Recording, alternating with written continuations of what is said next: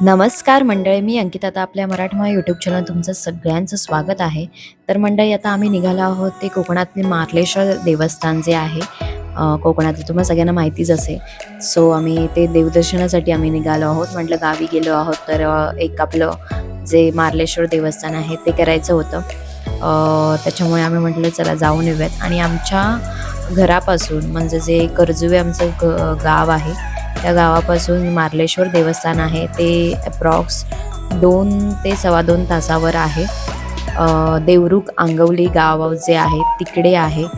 So असं हे आमची सकाळ, कोकणातली सकाळ फार उत्तम होती. आणि मोस्टली सगळीकडे ना सकाळी पहाटे खूप धुकंच होते. तर आपला हा ओव्हरऑल प्रवास कसा होतो आणि देवदर्शन कसं होतं ते आपण या व्हिडिओमार्फत बघूयात. आणि मार्लेश्वर देवस्थानाची पण छान अशी कथा आहे, आपल्या सगळ्यांना माहितीच असेल. आणि मस्त असं दर्शन घेऊयात आणि बघूयात रस्त्याला काय काय अपडेट्स आपल्याला मिळतील या व्हिडिओमार्फत. तर तुम्ही नक्की आपला हा व्हिडिओ कंटिन्यू बघत राहा.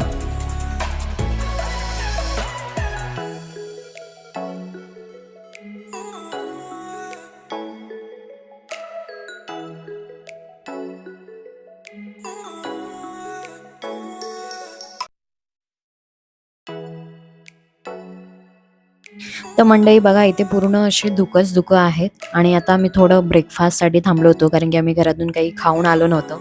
सो म्हटलं थोडं आपण थांबता पण येईल, ब्रेक पण होईल आणि नाश्ता पण करूयात. सो हे आम्हाला रस्त्याला जाताना हॉटेल लागलं होतं आणि तिकडे मस्तपैकी आम्ही नाश्ता केला आणि मग पुन्हा निघालो प्रवासासाठी.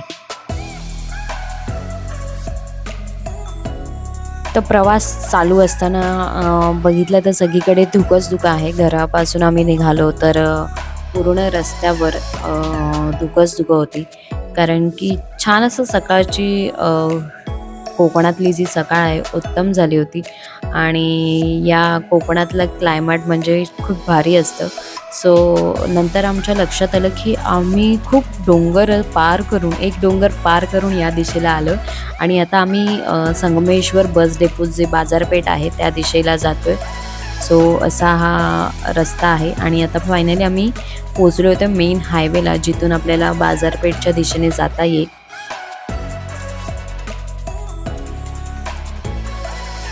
आणि आता आम्ही पोचलो होते ते मेन हायवेला. आम्ही अख्खा डोंगर पार करून इकडे आलो आहे आणि इथे थोडं रस्त्याचं कामसुद्धा चालू आहे. सो असं थोडंच पुढे जाता जाता ट्रॅफिकसुद्धा मिळालं, बिकॉज आम्ही फायनली पोचलो होते संगमेश्वर बस डेपोच्या इथे.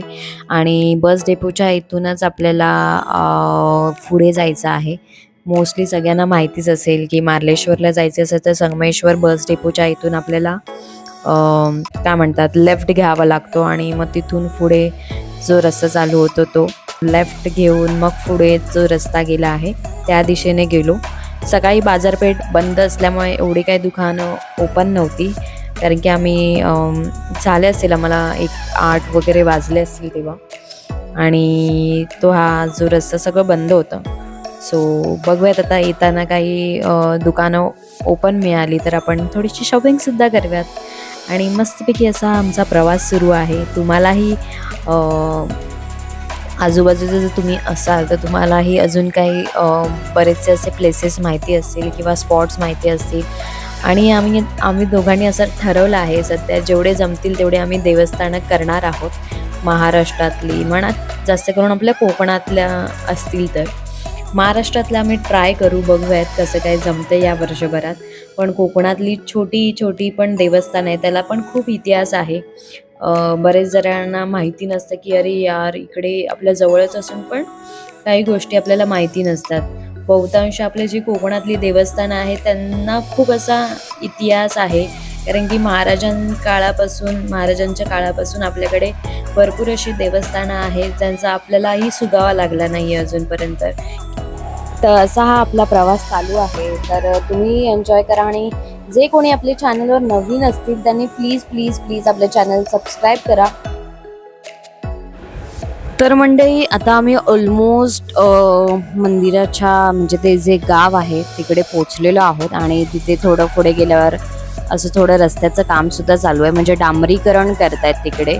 आधी आपली अशी जी मातीची डोंगर पोखरून जी पायवाट असते तशी होतं. तर आता हे थोडं डांबरीकरण तिकडे करतायत असं आम्हाला तरी वाटते, कारण की आम्ही ज्या भागात गेलो होतो तर अर्धा भाग पूर्ण आपला लाल मातीचा जो असतो आणि मग सगळी पूर्ण मातीवाला जो रस्ता असतो तसा होता. पण पुढे गेल्यावर असं डांबरीकरण चालू होतं. सो मे बी आपल्या मार्लेश्वर देवस्थानाकडे जाण्यासाठी पण अजून काही सुविधा होऊ शकतात या उद्देशाने इकडे रस्त्याचं काम चालू आहे. ऑलमोस्ट आपल्या कोकणात तर सगळी काम चालू आहेत. आणि हा बघा मस्तपैकी असा ब्रिज आलेला आहे. मला वाटतं पावसामध्ये खूप इथे भारी वाटेल, हिरवगार तेव्हा झालेलं असेल ना. सो पावसात एकदम इकडचा हा रस्ता आणि ओव्हरऑल कोकणच खूप भारी दिसतं. जसं की म्हणतात की स्वर्ग हा कोकणातच गेल्यावर कळतो, तशा टाईपचं आपलं हे कोकण आहे.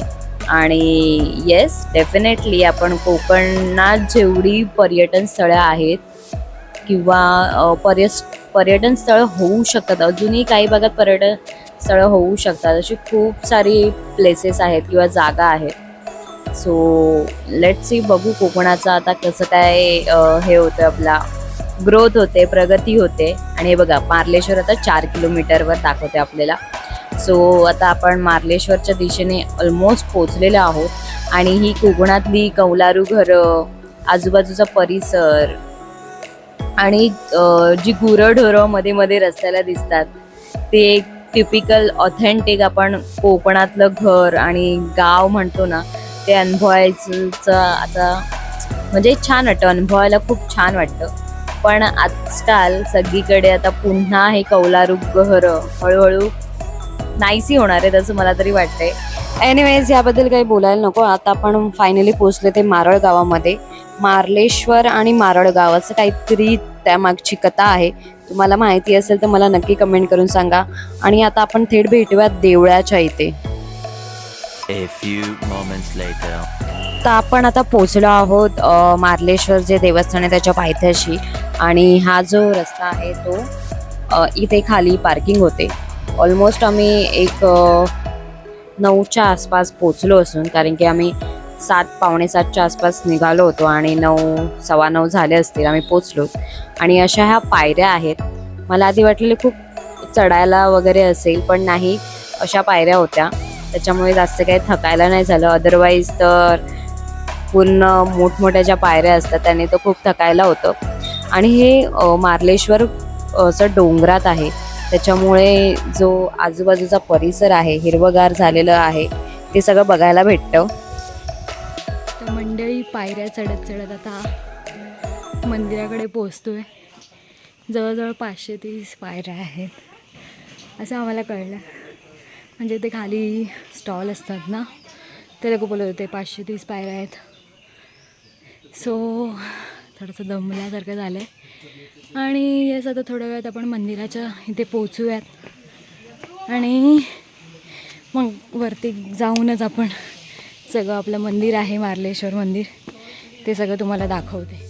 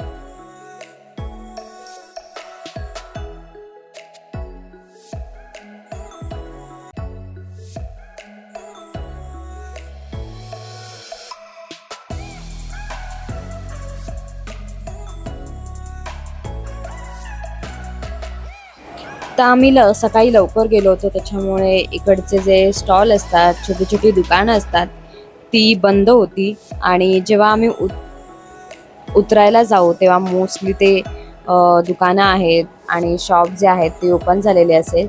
आणि असं हे डोंगर कपारीमधून हे मार्लेश्वराचं देवस्थानाच्या इथे आपण पोहोचलेलो आहे. मारळ गावामधील हे मार्लेश्वर देवस्थान, जे की आपल्याला सह्याद्रीची रांग आणि त्याची भव्य शिखरे जशी निळ्या आभाळातून भेदून उंच जाऊन पाहतात, तसंच हे मार्लेश्वर गर्द-झाडीने भरलेला परिसर आहे. त्या परिसरातलं हे मार्लेश्वर ठिकाण आपल्याला हे बघायला भेटतं.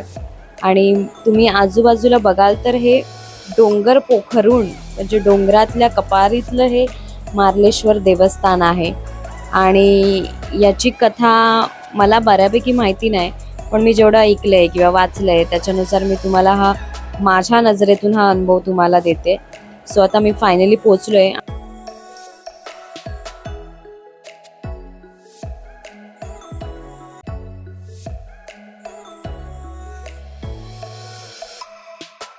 देवासाठी आपल्या बाप्पासाठी काहीतरी आपण घेऊयात, थोडंसं हार फूल नारळ. सो ते घेतलं मी आणि त्याच्यानंतर मग आम्ही मंदिराच्या दिशेने जात होतो. सो हे असं सगळं आहे छोटंसं शॉप जिथे ओपन होतं. आणि तिकडेच ना मे बी त्यांची सहल होती, शाळेची होती, कसली होती माहीत नाही, पण अशी लहान लहान मुलं खूप आली होती तिकडे. सो तेही दर्शन करायला आले होते. आणि भाविक म्हणजे गर्दी तशी दर्शनाला कमी होती, कारण की आम्ही लवकर पोचलो होतो. हे जर तुम्ही 10 नंतर किंवा दुपारच्या वेळेस जाल तर तुम्हाला जास्त गर्दी भेटू शकते असं मला तरी वाटतंय. आणि आम्ही मोस्टली जिथे जिथे पोचलोय तिथे तिथे लवकरच पोचलोय, त्याच्यामुळे जास्त गर्दी आम्हाला मिळालीच नाहीये कधी देवस्थानाच्या ठिकाणी. या तुटलेल्या कड्यांची रांग आणि तिथे अशी उंच भिंतच आहे, म्हणजे जणू आपण म्हणू शकतो. आणि तिथेच हे मार्लेश्वराचं मंदिर आहे. हे मार्लेश्वराचं मंदिर म्हणजे काळा पाषाणातली ही गुहा आपण म्हणू शकतो. आणि हे गुहेचं प्रवेशद्वार अतिशय लहान आहे. एकेकाळी एकच व्यक्ती त्यातून वाकून प्रवेश करू शकतो असं हे प्रवेशद्वार होतं. आणि त्याचबरोबर उजव्या बाजूला गणेशाची मूर्ती आहे आणि गणपती बाप्पा आपले तिकडे विराजमान आहेत. तर मंडळी आतलं गुहेतलं तुम्हाला काही दर्शन दाखवता नाही आलं, कारण की तिथे अलाउड नव्हता फोन कॅमेरा काही यूज करणं. सो ते झाल्यानंतर आम्ही इथे आलो ते ब्रेकफास्ट करायला, म्हणजे थोडंसं पुन्हा एकदा खाऊयात. आणि थकलो होतो त्याच्यामुळे थंडगार काहीतरी प्यावं यासाठी आलो होतो. तर इथे आम्ही मस्तपैकी झुणका भाकर आणि हे थंडगार ताक पिऊन आम्ही निघालो ते पुढे जायला. तर वाटेतच हे मंदिर लागतं, मार्लेश्वर देवालय. आंगवली गावामधलं हे मंदिर आहे. मार्लेश्वरला आपण जेव्हा जातो तेव्हा पुढेच आहे ते मंदिर. सो हे असं छान असं मंदिर त्यांनी 2024मध्ये त्याचा जीर्णोद्धार केला होता जानेवारीमध्ये, असं तिकडे बोर्ड पण आहे. सो त्याच्यानुसार आम्हाला कळालं. सो आतमध्ये गेल्यावर असं अजून पण डेव्हलप करत आहेत ते लोक. आजूबाजूला झाडे वगैरे फुलझाडं वगैरे लावणार आहेत. आणि पावसात जेव्हा जाऊ तेव्हा मस्तपैकी झालेलं असेल. तसं हे छान मंदिर आम्हाला जाताना रस्त्यानेच लागलं होतं. म्हटलं आधी आपण वरती मार्लेश्वरच्या इथे जाऊया आणि मग येता येता ह्या मार्लेश्वर देवाचं पण दर्शन घेऊयात.